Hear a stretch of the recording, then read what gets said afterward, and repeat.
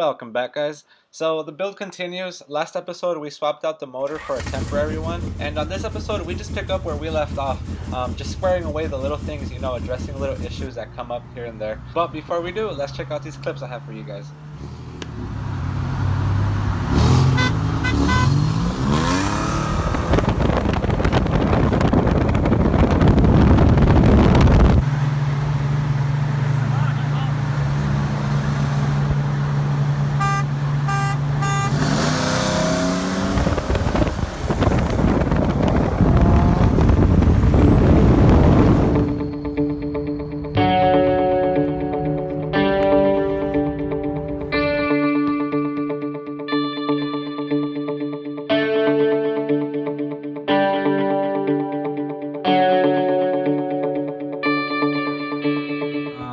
Today I'm just gonna get a street tune to see how the car is running, what I could fix on it, and any little problems I'm gonna run into. Right now I'm gapping the spark plugs to 18 thousandths. I didn't record the street tuning process simply because it happened so quick, but if you could imagine someone sitting in the passenger seat holding a laptop while I drive around the block a few times. I'll make sure to set up a GoPro next time we do this. Alright, here I am driving it home.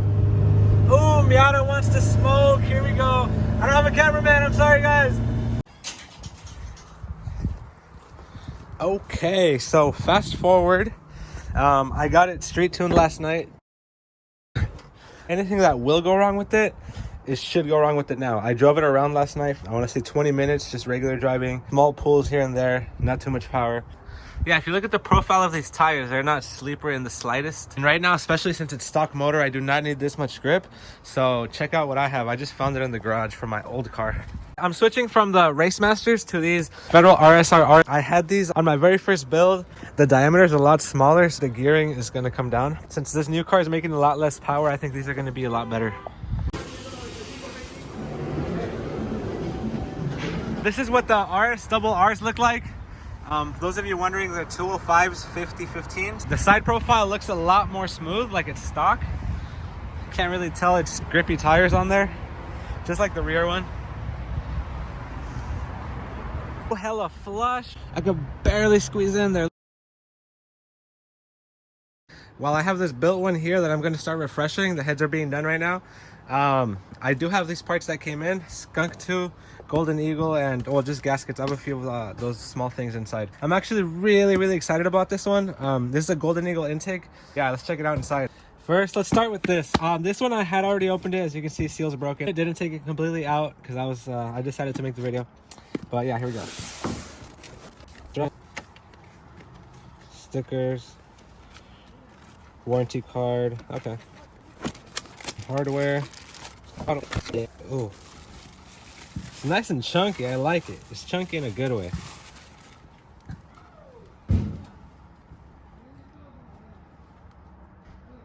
Nice. Okay, cool. Next.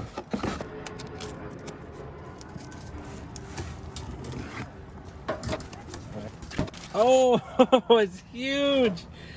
Okay. I'm smiling so big right now. Oh my god, that's nice.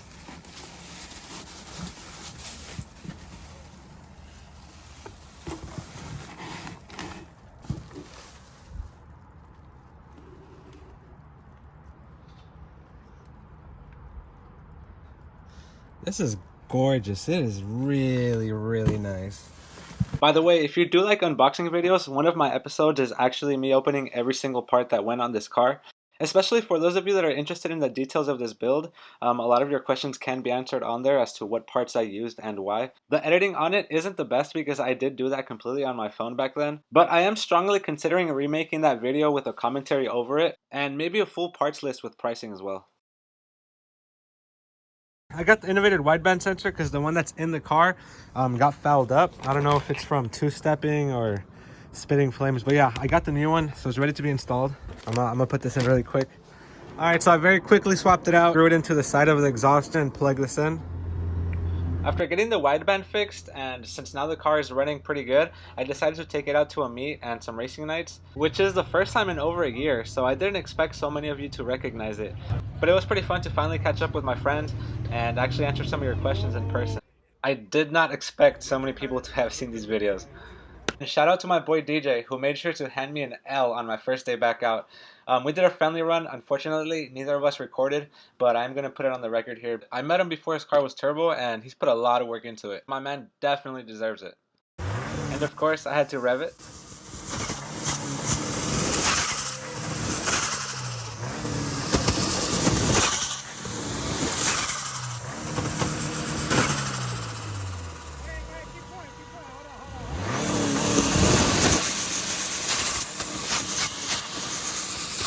I was gonna say, I swear I've seen you in my store. Ultimate sleeper. And of course, I had to get some fun runs on low boost.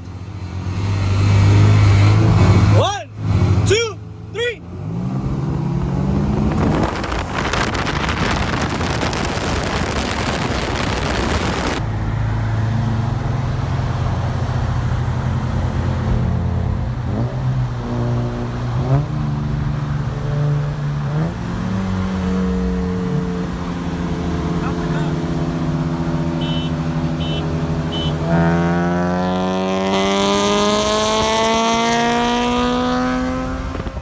The GTI in this next clip actually found my video that same night and commented, so we ended up talking over message, and it turns out this GTI is full bolt-ons with the stage 1 tune. I could tell it was definitely faster than a stock one. Get back here, where are you going?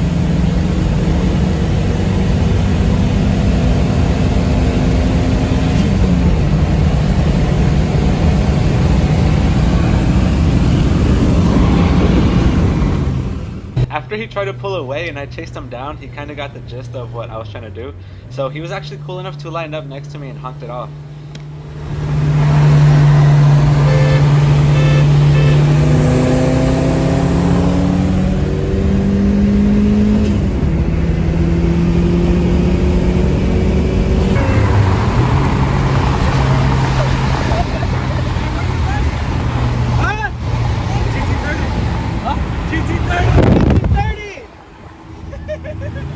So I was driving on the highway, actually on the freeway exit, and then out of nowhere I go to press the clutch, and this happened. All right, so I'm here at Host Specialties in Santee in San Diego.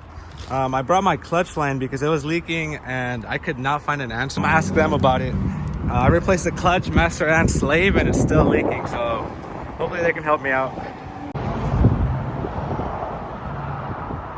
For any car enthusiast in San Diego, or just engines at that, this is an amazing resource to know about because, yeah, anyone can order a fitting online, but these guys will actually make sure it's the fitting you need, the correct hose for your application, for instance, high temperature or high pressure, and they'll even assemble it for you, so you pretty much just walk out the door with exactly what you need at the right length. These don't need to be very tight at all to seal. In this fitting here, you're not supposed to tighten it too much. You just tighten it, I guess, hand tight, and then maybe like another little crank with the wrench. I did that, exactly that. Then I thought I was tightening these, so I hit it with the wrench. And instead of these fittings tightening to each other, the entire unit spun and over torqued this, which is why you see these gouging marks in there.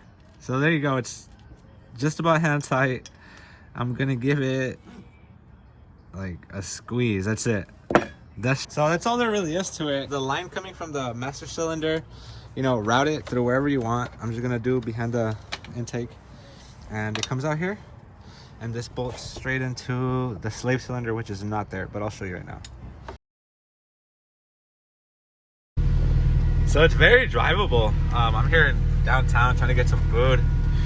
It idles perfectly. So this is something I've wanted to tackle for a while, which is the shifter. As you can see, it goes probably 5 inches left to right, but front to back. So this is first, it's in. Neutral. Second. Pretty far considering when you're racing, and then when you want to shift gears and you go like that. So this is the kind of cable shifter I have in the car. The link up point is here. You know, if I want to move it about 2 inches, I go there. But up here, it's moving all this. The way to fix that is you move this up here. Then up here, all you have to do is move the knob 2 inches. You know, it doesn't translate to a huge movement. But I do know there's like a limit where it just becomes unusable. So my brother has this in his, I guess, Accord parts collection. He offered me to use it, but I want to see if I can make my own or even make it an even shorter shift. The left to right selector cable is pretty much the same concept. So extending this bar is also going to shorten the throw left to right. I kind of want to push the limits and see what happens. If it doesn't work, then oh well, this is just a spare shifter.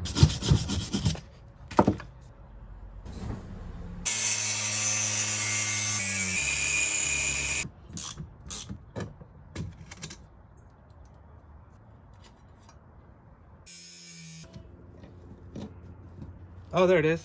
Look at that. Let that cool down.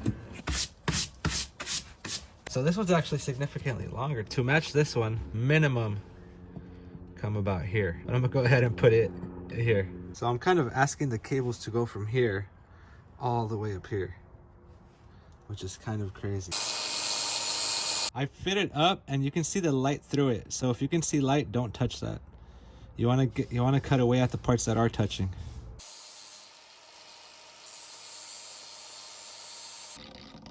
See, it just gets tighter. That should be good for welding.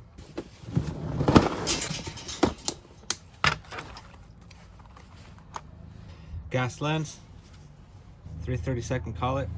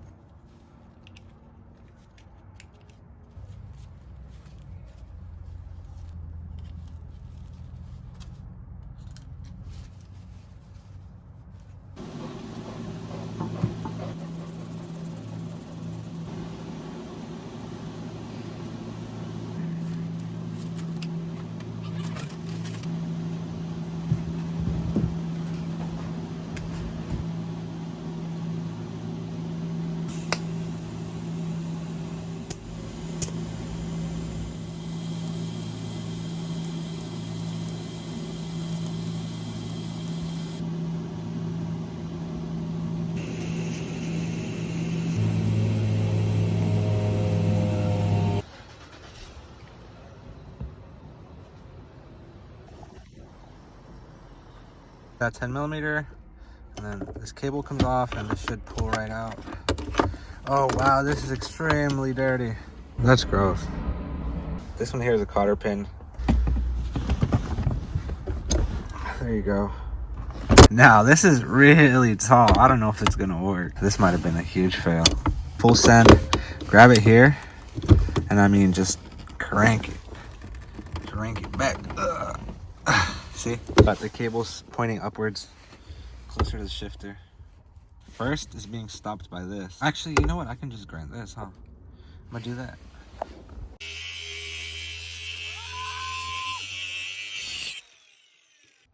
This is as loud and hot as it looks.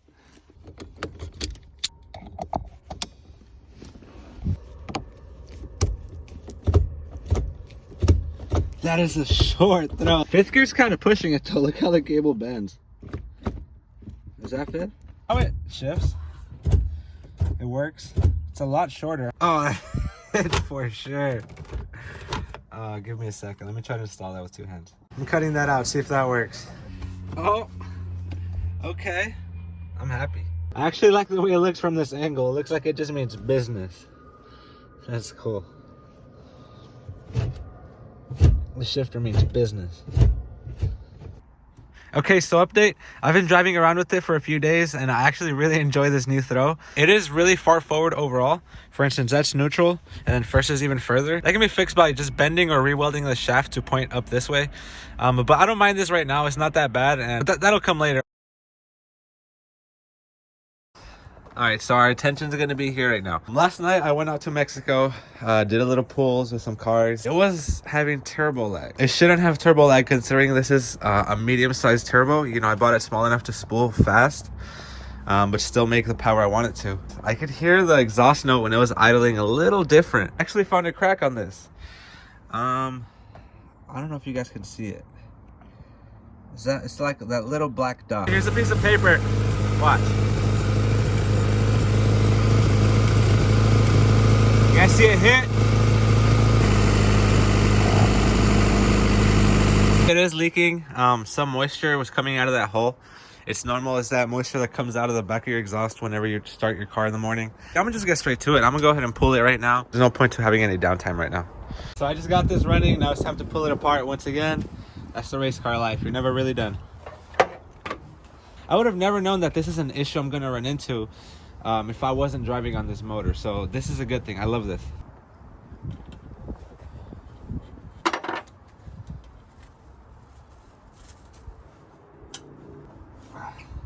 The wrench doesn't fit here because this is too long and it hits the turbo. We put it in this way.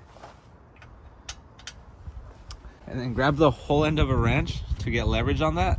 Just hold on to this, make sure it doesn't slip. There you go.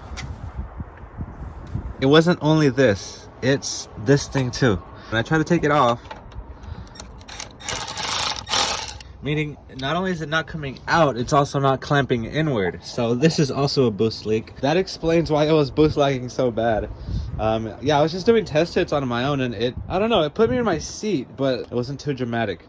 So hopefully this fixes that. I guess I'm gonna have to undo the bottom one and then pull the whole thing out and probably cut it.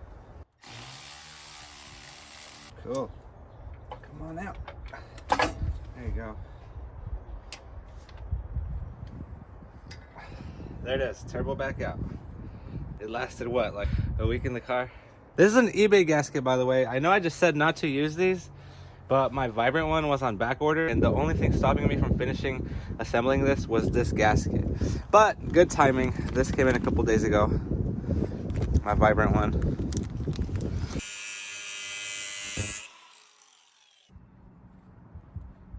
This turbo manifold is under warranty by Speed Force Racing. They're gonna go ahead and service that, and while I'm there, I'm gonna ask them to resurface this.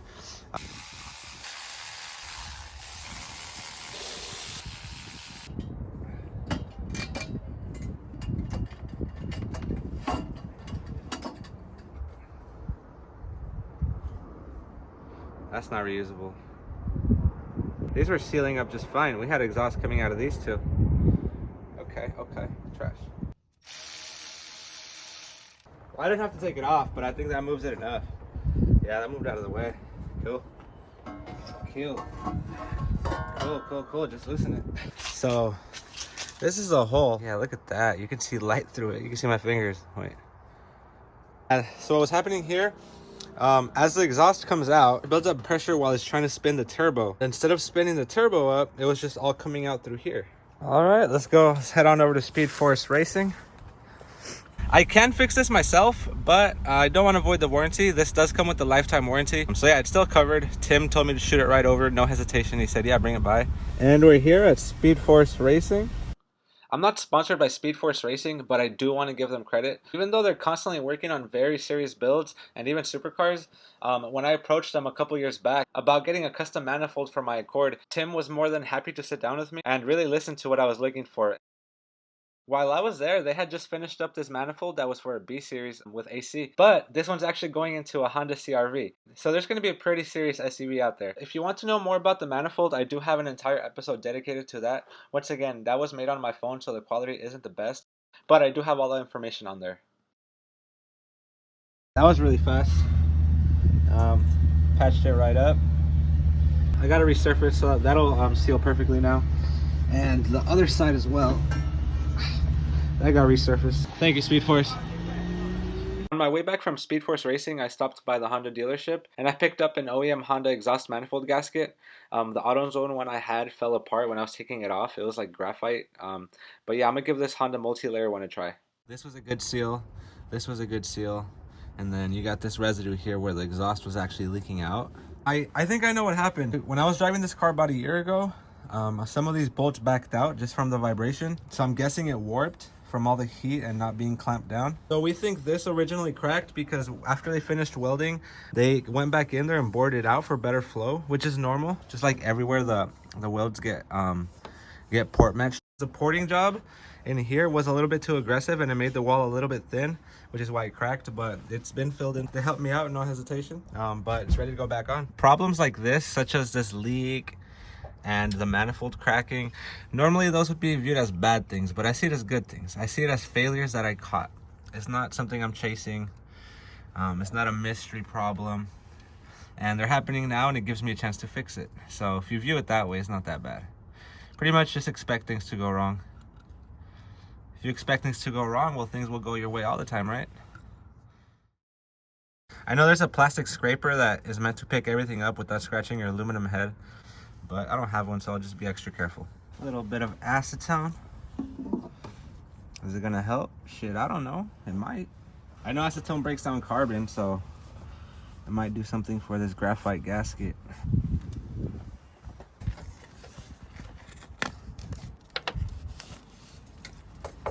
All right, this looks promising. OEM stuff. This gives me an idea. The port doesn't quite match it. In the future, I'm going to port match this and the exhaust manifold.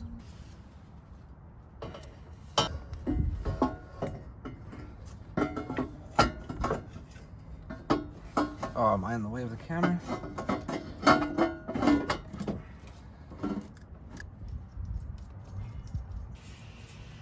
If anyone knows of a really good hardware company, I don't care about looks. As long as it stays, doesn't back out, even through heat cycles, comment it down below.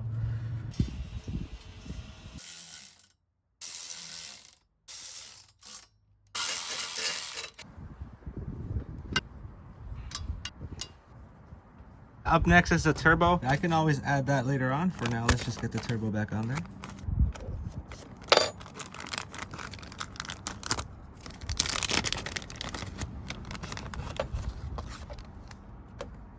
Vibrant T3.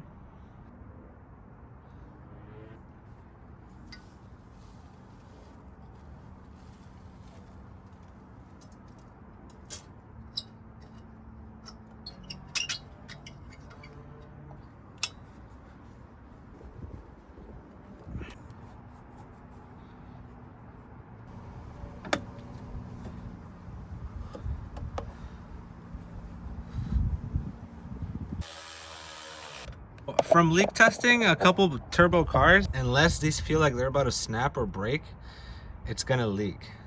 Like you see this little muffin top I'm trying to get? Trying to squeeze it so that it muffin tops kind of. That's the only way that I can get them to seal. Unless it looks like this, more often than not, it's gonna be leaking.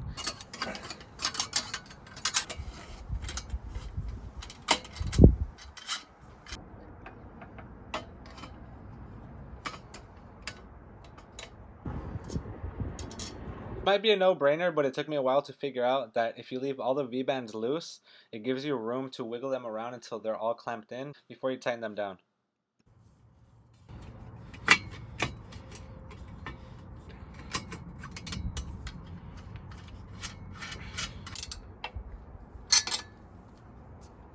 Boom.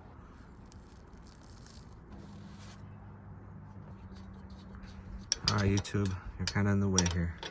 Final turn, when it starts getting a little stiff, the line kind of moves along with the fitting. Twist right to where I want it. There you go. Like I said, anything that has to do with oil, try not to cheap out. This is XRP, I believe. Yep, made in the USA right there. This fitting alone is like $30. Completely worth it. The eBay ones, they strip. Sometimes they even just pop. Driving down the highway, this breaks and you're spewing all your oil out. You wouldn't even know it.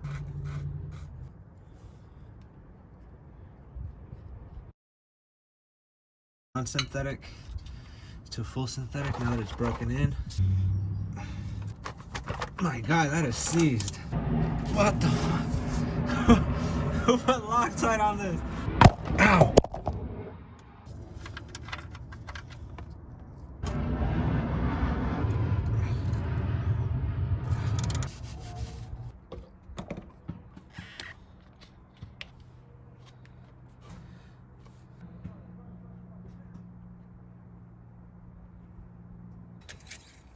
There you go, perfect.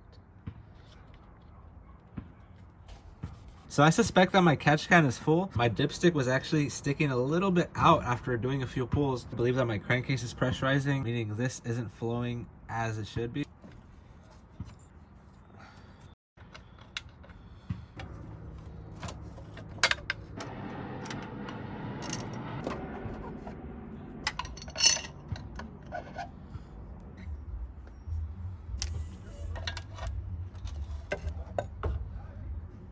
This is the first time I really empty this. because I mean obviously the car doesn't have that many miles. So how's this gonna work? Oh yeah, look, ah, there's milk.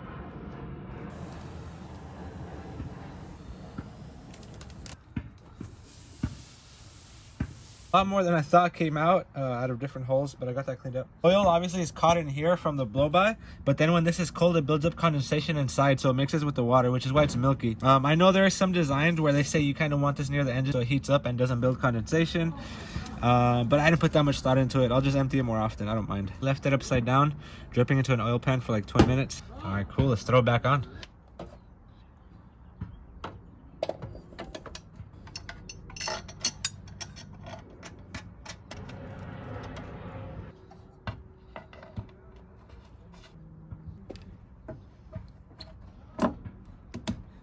While the catch can was emptying, I did wipe it down a little bit. Honestly, I'm gonna leave those leaves there because it makes it look sleeper. You can see them when the hood's closed. So in this small process, I ended up fixing 4 leaks. Bottom of 2 runners, turbo flange back here, which gaping crack under here. This clamp wasn't tightened down all the way. I thought I was feeling it sluggish just because it's a stock motor, but no, this makes a lot more sense as to why it was performing that way.